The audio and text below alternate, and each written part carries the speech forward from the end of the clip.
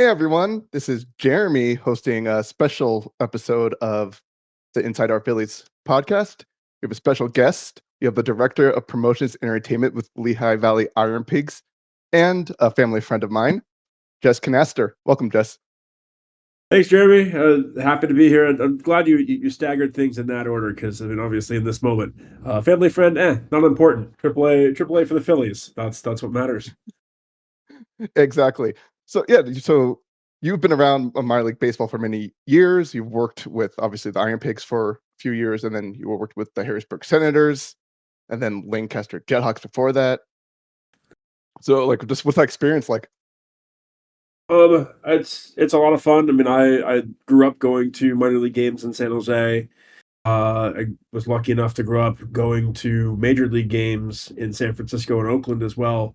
And so it kind of, it was made apparent even back in the 80s what the difference was between major league games and minor league games. And I think minor league baseball was still finding its identity as more than just a laughing stock, and instead realizing that they could tell their own jokes. It would no longer be the laughing stock if people were laughing with them, if they were laughing themselves. And so, over the last 15 years working in minor league baseball, in the promotions entertainment side, I've been a broadcaster for a few years, and then same with excuse me, video production, running a control room, that sort of thing.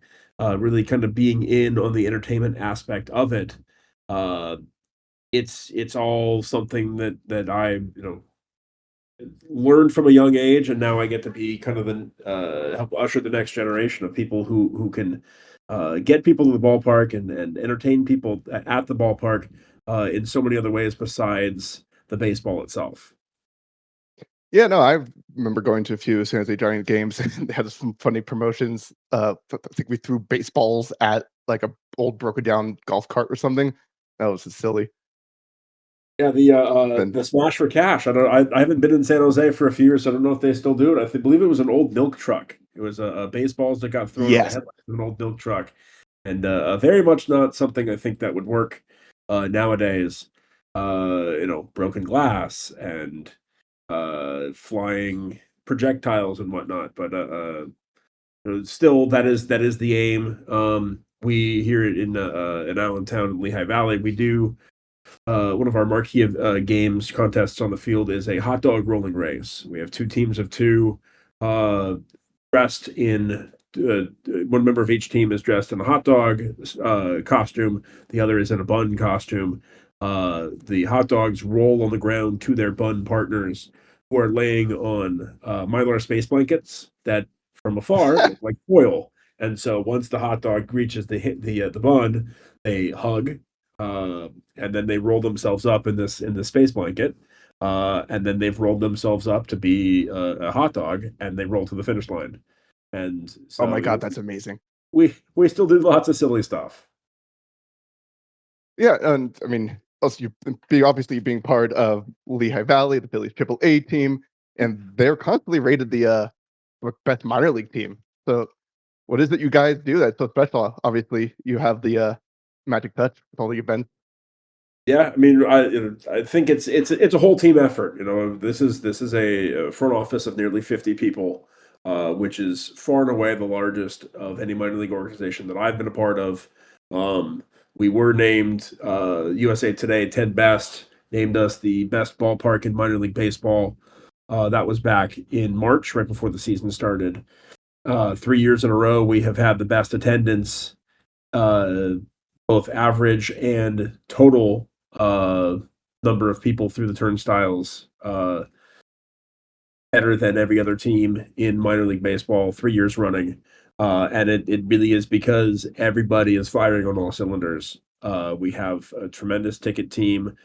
Our groups department is great. We have a good season ticket holder base. Our Bacon USA members, and then our marketing team, of which I am a part. I do the internal marketing. I come up with the giveaways and the theme nights, and I book our entertainers, both on the field entertainers, and then we have live music every night, and walk around folks. and mascots and whatnot. So all of that kind of factors in of people coming here and having a good time. Uh, and really, we focus on as a whole organization making sure that whatever brought somebody to the ballpark that night, we make sure that we all show them a good time. We're super big on guest service, and it shows. I think because people come to games here and they want to come back. Yeah, I remember reading, like, 10 years ago, they had the, genius idea of, like, making a video game kinda system in the urinals to make people focus on staying inside. Yes, the urinal games. There's a that seems to be it's something that comes back up every now and again. I know um, Shane Gillis, the comedian, did I think it was something from years ago. He played a character in a bit that was a urinal games champion. We actually, I believe, as an organization, won a Golden Bobblehead Award for I that, which did.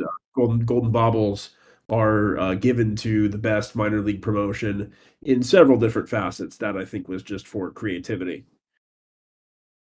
But yeah, I mean Yeah, that's so there's always a goal in evolving. There's always a goal in staying fresh and staying modern.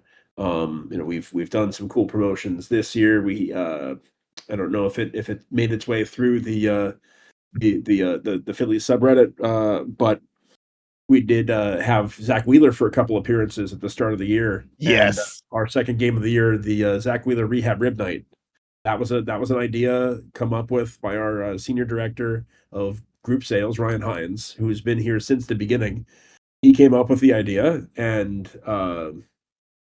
got food and beverage on board to come up with the ability to make all you can eat ribs. I think we sold 150 or so tickets for that night. We did some Wow. entertainment based stuff leaning into ribs. We do a nightly mascot race a la the Milwaukee Brewers, the Washington Nationals, all of those teams that have the racing mascots. Ours is a race of pork products, and one of our pork racers is Ribby, and he is a rack of ribs. Oh, awesome.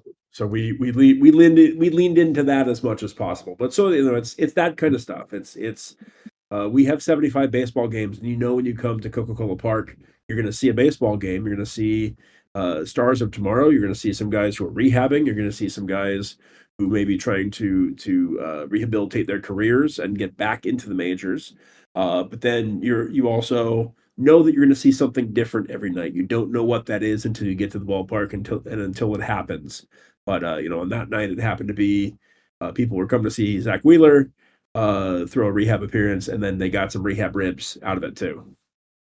That was just genius. I mean, as soon as, Wheeler said he kept his rib, knew something like that was gonna happen, and you're just so right, the atmosphere around going to a minor league team game is just so different because it is less mainstream than Major League Baseball, and the people that are definitely more dedicated and going, and it's just some might be just going because it is gonna be a lot cheaper than going to a Major League game, but also, like, you have a lot of time top prospects and stuff like that, and so, uh have you been able to interact with any of the players? Like, did you get to know Painter when he was down there last year? I got I for the most part they keep to themselves, except if there's something that there's some forced or required interaction with. We do a few specialty jerseys every year, so we'll have jerseys that the team wears on the field one night. It could be to commemorate a sponsor. It could be to commemorate one of our themes. It could be if we do like we just announced our Lehigh Valley Squonk identity that we're going to play as for one night. So those caps, those jerseys, Yes, they get autographed by the players and then they get auctioned off to charity. So it's awesome. there's some interaction that happens there with that kind of stuff. I've gotten to interact with some players on the basis of I'm in charge of ordering all of our awards. So when players and pitchers have won International League Player of the Week or International League Player of the Month over the last couple of years, or at the end of the year, we do an Iron Pigs Hitter of the Year and Iron Pigs Pitcher of the Year. One of my responsibilities as promotions and entertainment director is I get to order the plaques, I get to order the statuettes, the trophies, and then I get to be part of the group that hands them out to the players, and so I get some interaction through that. So last year, especially before he went up to the Phils and then got traded, Mick Abel. I think I Yes. did 3 or 4 plaques for Mick last year because he just had a tremendous year in AAA, obviously resulting in his being promoted to the Phillies and then staying there for the last couple months of the year before being traded to Minnesota. Yeah, so, I remember you telling me, years ago when, you were with Lancaster that, you didn't you either picked up or you dropped off Alex Bregman when he was just starting from the airport? That unfortunately that was a little bit further beyond that, but yeah, my first full season in baseball, I interned for the Quad Cities River Bandits in Davenport, Iowa, and this back in 2015 when Bregman was the number 2 overall pick by the Astros. And so I, as a lowly promotion, or excuse me, as a broadcasting and media relations intern, went to the airport, the Quad Cities Metro Airport, and picked up Bregman and brought him to the ballpark. And he hadn't been home in a couple weeks because back then in 2015 the draft was still kind of shoehorned in between the College World Series. So LSU was in the College World Series that year. Bregman had gone from a super regional right to Omaha for the College World Series, then to New York for the draft, then back to Omaha. LSU ended up getting knocked out, I think, after like the first round or so. And so after as soon as LSU got eliminated from the College World Series, he flew directly from Omaha to Houston to do sign his contract and do a media BP day. And then from Houston, he flew directly to Moline, Illinois. And then all of his stuff came along afterwards. So he had just a couple duffel bags. He'd been on the road for a couple weeks. His stuff came separately from Baton Rouge, which is why he was able to travel so light. And so they sent me as the broadcasting media relations intern to do an airport run, and I happened to pick up the number 2 overall pick in the draft. And he rode in my car, and I still have that car today. And when that car finally kicks the bucket, it's going to be one of those things that, like, yeah, that's a really cool story. He actually tipped me a $20 bill that I keep in my wallet, and I'm Nice. dumb for never having asked him to sign it. And so I think I'll know when my journey in minor league baseball is complete, because that the stars will align for that to allow to happen. Yeah, and it's I do miss the days of the College World Series happening, like, during the draft, and now the draft is in July, but I remember, like, when the Phillies would draft guys, and then they were, like, seeing who was drafted in college, if they were still in the World Series, and then specifically watching those games, being excited, like, "Oh, yes, this was a great draft pick," "Oh, no, this guy stinks." But now, I don't really watch college baseball anymore because of that, because that was the only really real reason I was interested. Yeah, it certainly changes the dynamic if you're somebody who's interested in who could be picked by your team. You have to be following along throughout the course of the season, kind of similar to the way it is in college basketball or college football, Yeah. where the draft really can't create any rooting interests. Excuse me, can't create any rooting interests because it happens so long after the fact. Yeah, and it just baseball is just so unique. They're the only like, the NBA keeps trying to make the G League a thing, whatever, but, bas basically, if you're a good basketball player, you go straight to the NBA, you don't really toy around in the G League. But so baseball, just the minor league, they just get drafted, and then you just really never see them for a few years, if ever. So, any kind of interest in these prospects is, I feel, just better than what we get now because, I don't know, you see these guys drafted, you read the scouting reports, then, you try to follow them, but it's just not the same. Well, that's one of the things that makes minor league baseball fun is guys get drafted, and certainly the Phillies have a really good setup in that 3 of their 4 minor league teams are within, Yes. excuse me, about 2.5 hours driving of Philadelphia.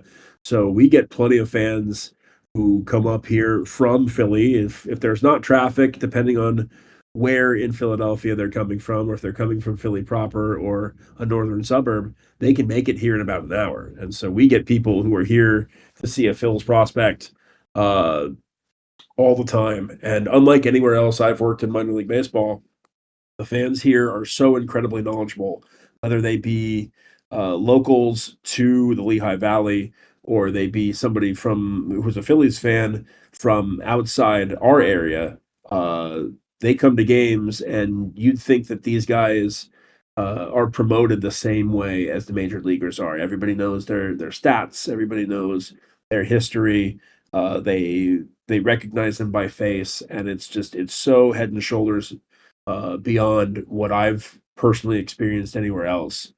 And so, that starts with minor league base, or excuse me, the college level. They're drafted, and then there's rumblings of, oh, is it so and so's turn to come up, or oh, I can't wait until the Phillies cut so and so that this guy from Reading can come up to Lehigh Valley, and so that the draw and the suspense, I guess, and the drama of following these guys is when they come to your town. And if you're a Phillies fan, then you might go see them play at Jersey Shore.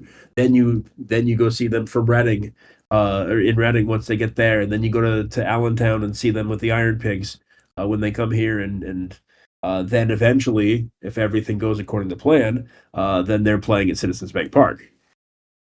Yeah. And Yeah. I've only we've been to no, I've only been to like I forgot what it's called now when I with Clearwater. When I first started going when I was a teenager every spring training with my dad, it was oh my god, I can't remember now. Anyway, but that ballpark is just that one's beautiful, and I'm still not used to it being low A now. That was always high A, but I guess it makes more sense. Excuse me? and I think that's one of the things that Major League Baseball has aimed for when they reorganized minor league baseball after the 2020 non-minor league season is really trying to regionalize these organizations as best as possible. I think to allow for there to be more interest, and more interest that's actually then followed through with by parent clubs. Because for the most part, if you're a fan of a major league team, you can see at least one or two of your affiliates within a couple hours drive. And obviously, it's a little bit harder for the teams in the Pacific time zone, the team in the Mountain time zone, the Rockies, and then all the teams in California and the Mariners. But if you're a fan of an East Coast team, you kind of have it pretty easy when it comes to being able to follow those prospects going up through the ladder. Yeah, no, yeah. I mean, before they built Coca-Cola Park, the Phillies were playing in Ottawa for a couple years, and that was just weird because they were in Scranton before that. So definitely nice that they're close by. And like I live in Albuquerque now, so I've been to the Isotope Stadium a few times. Nice, you got the Simpson uh, figurine like statues all around the ballpark. Cool.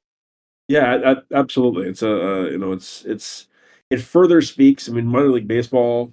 We may not have the best players. We may not know who our player. We don't know who our players are often until they're here. Like to start the season, maybe there's slight rumblings of who's going to be part of the team, but we can't really promote the players for the most part a whole lot. So it is the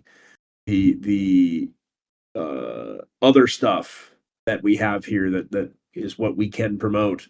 And so when we do get prospects and we do have the ability to say, look, the future of the Phillies are right here, take the drive from wherever you are, if you're a Phillies fan, and see these guys who are going to be starring in a short amount of time in Philadelphia. But you can see them for cheaper. You can get a lot closer to them. You might be able to get an autograph from them, and you're only going to have to fight with 10,000 other people instead of 40,000 other people in order to do that. That's Yeah, something that's we take full advantage of when we get those opportunities. yeah, no, that just sounds great. Like, what do you so if someone comes to Coca-Cola Park, what do you recommend they do if they get there early? If they get there early, what do you think they should do? What the best place to get food, best dessert? So our gates open generally about 75 minutes before first pitch. And so it's anywhere from like 75 to 90, depending on the day of the week and what else we have going on. There's all manner of food options around the ballpark. We, as a team called the Iron Pigs, we have a lot of pork products. We have a lot of bacon options. New for this year is a pork belly and pineapple skewer. Oh my Uh, god. that's actually served right by the main entry gates. So that's an option. There's a pulled pork parfait, which from afar looks like an ice cream parfait, but instead of chocolate sauce and vanilla ice cream, it is mashed potatoes and chocolate and pulled pork. Oh, So there's those options. There's more traditional stuff. There's obviously hot dogs. There's hamburgers. There's chicken fingers. Local to the Lehigh Valley, if anybody's listening, uh, maybe they've heard of Aw Shucks corn. Aw Shucks is a roasted corn, kind of similar to an elote. They have like a Southwest seasoning blend that gets brushed on it with some butter. That's always a top seller here. We have a smokehouse with a brisket bowl that's served. It's pulled fresh shredded brisket in a waffle bowl. So there's plenty of good food options. And then obviously, like I said, if you're here to see players, you're here to get autographs. You want to get here early. The players usually are pretty amenable to signing autographs before the game, over by their dugout or down on their side on the third base side of the field. Um, we have the luxury of being a 360-degree concourse ballpark. Not all minor league parks are, so it's an opportunity to yeah. walk around the entire stadium, taking the vantage points from all around because not all places allow you that opportunity. And we are one of the smaller ballparks in AAA, but I think that lends itself to there not really being a bad place to watch the game from, and that even goes for just walking around ahead of time. Yeah, no, I'd rather like a smaller ballpark that could go all around rather than just like the Isotopes ballpark is just you have the right field and left field and a little bit of a concourse behind right field fence. But yeah, it's pretty small, but yeah, getting walk around and just get the nice views. It's definitely on my my checklist next time I go to the Philadelphia area for a Phillies game. I haven't been since the 2023 NLCS been burned. Yeah, it's I've been here. This is my third season with the Iron Pigs, and I like I said I'm blown away by the fans here. I think it's an equal part tribute to the fans of the Lehigh Valley and the people of Lehigh Valley who support this team because they are Lehigh Valley's own, but they also are Phillies fans. And I can't tell you how many people I've met who come from Scranton, who come from somewhere where they have a team that's maybe closer to them, but because they are Phillies fans, they would rather make the extra mileage and get their way here to Coca-Cola Park to see the Iron Pigs because of our partnership with the Phillies. And then once they're here for the first time, they enjoy the experience so much that they're willing to spend that extra time in the car to come back. Oh yeah, I mean, we could go to Allentown to go see the Phillies, or go to stay in Scranton to see the Yankees. I mean, ugh, can't imagine wanting to do that. That's certainly the way that we think too here. uh, any like fun promotions you want to promote before we end this? Well, so I mentioned we have a Squonk coming up on June 6th. We do a few theme nights every year where the team rebrands. We still have a couple that we have yet to reveal. So keep an eye out for to our social. Ugh, can't speak to our social media for that. Um, we do an annual strikeout cancer game every year in June. That's one that's obviously not the same on the same level as something that's fun and exciting, but it is important to the community. We want to be as much a part of the Lehigh Valley community as we want the Lehigh Valley community to buy into us. And I think it starts with us taking that first step, recognizing people in the community who have battled cancer, uh, who have been affected by cancer in some way. So that's always a big night for us. We have a duck night in July. It's going to be our second annual. And you know how some minor league teams do the launch a ball promotion at the end of their games, What, put you're some launching a targets on the duck? field. We call it Chuck a Duck. And What? so we have a we sell little rubber ducks that Oh, people okay. they're all named and or they're all numbered, and then we have inflatable targets on the field, and people can after the game they can chuck their ducks onto the field to win prizes. And the cool thing is that all the money raised from Chuck a Duck goes to local cancer pediatric cancer research.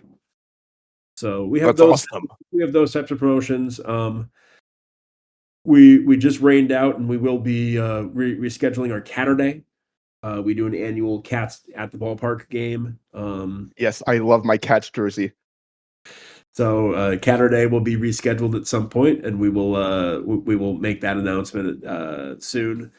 And so we'll have our rescheduled Catterday. But really, you know, in my world, and it does sound like a company line, but we get 75 parties, you know, 75 games, 75 opportunities to party, and every day is for me is an exciting day and a good day to be at the ballpark, because it beats so many other things.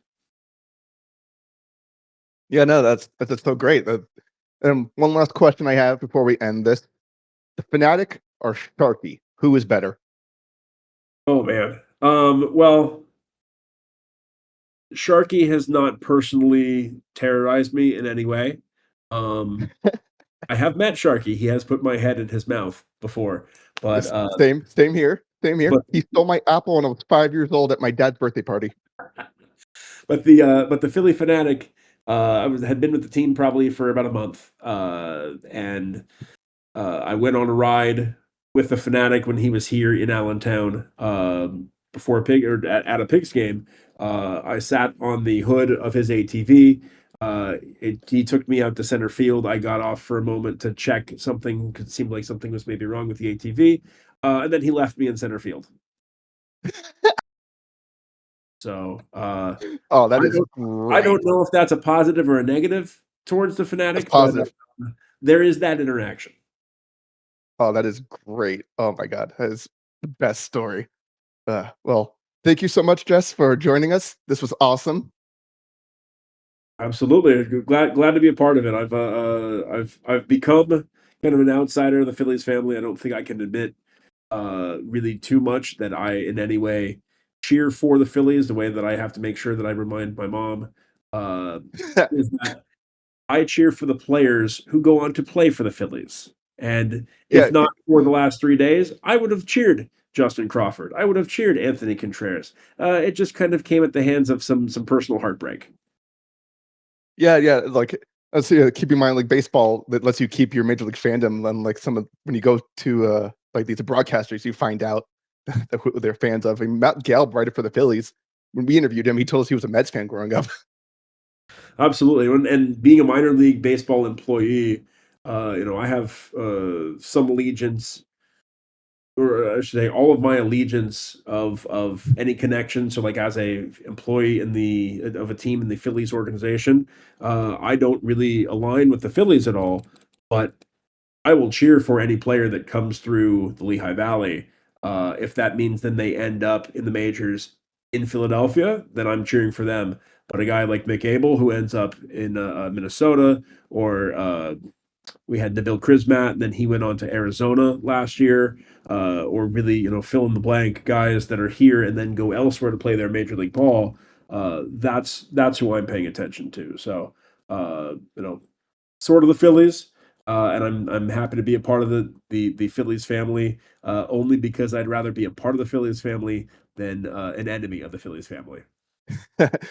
Good answer. Well, thank you everyone for listening to this special episode of the Inside Our Phillies podcast. Joe and I will be back around Monday or Tuesday to recap the upcoming Marlins series. Thank you all.